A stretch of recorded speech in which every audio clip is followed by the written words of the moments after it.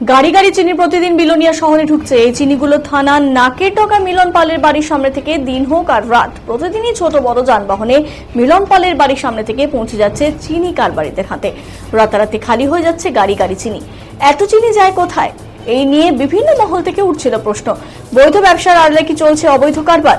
এই নিয়ে গুঞ্জন সহ বিভিন্ন প্রশ্ন উকি দিচ্ছে মিলন পালের বিরুদ্ধে জনমনে। এমনকি প্রশাসনের কাছে বিভিন্নভাবে অভিযোগও জমা পড়েছে বলে জানা যায়।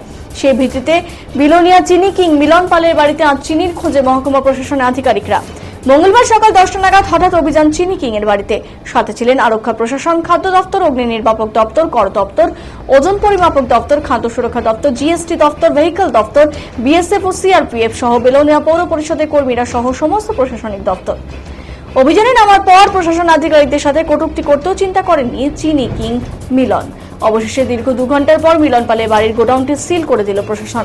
গোডাউনের ভেতরে কিছু লবণের বস্তা সহ কিছু খোলা চিনি পাওয়া যায়। পাশাপাশি গোডাউনের অপরিষ্কার অপরিচ্ছন্ন গোডাউনের পরিকাঠামোর অভাবেই কারণেই সিল করে দেওয়া হয়। অভিযানের পর বিলোনিয়া মহকুমার অতিরিক্ত মহকুমা শাসক সংবাদ মাধ্যমে মুখোমুখি জানান, প্রচুর পরিমাণে চিনি ব্যবসা হচ্ছে।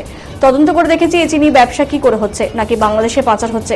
এছাড়া আরো বলেন, শুধুমাত্র জিএসটি ছাড়া আর কোনো কাগজপত্র দেখাতে পারেননি চিনি কিং মিলন। সমস্ত বিষয়গুলো খতিয়ে দেখা হবে। অপরদিকে চিনি ব্যবসায়ী মিলন পালের ছেলে বাপ্পার অভিযোগ, বিলোনিয়া এক আধিকারিক নাকি তাদের কাছ থেকে 5 লাখ টাকা দাবি করে। সেই দাবি পূরণ না করায় অধিকারিকের কথা মাথায় তাদের বাড়িতে অভিযান চালিয়েছে প্রশাসন। এমনই অভিযোগ তুলল মিলন পালের ছেলে বাপ্পা। এখন দেখার বিষয়। বিলোনিয়া অ্যাডমিনিস্ট্রেশন, এখানে বিভিন্ন লাইন ডিপার্টমেন্ট আছে, যেমন আমাদের কাস্টমস অফিসার আছে। কি হয়েছিল? কোনো আধিকারিক 5 লক্ষ টাকা চাইছে। টাকা না দিলে তুমি এখানে ব্যবসা বাণিজ্য করতে পারবে না। কোন আধিকারিক? কোন আধিকারিক? কোন বিলোনিয়া?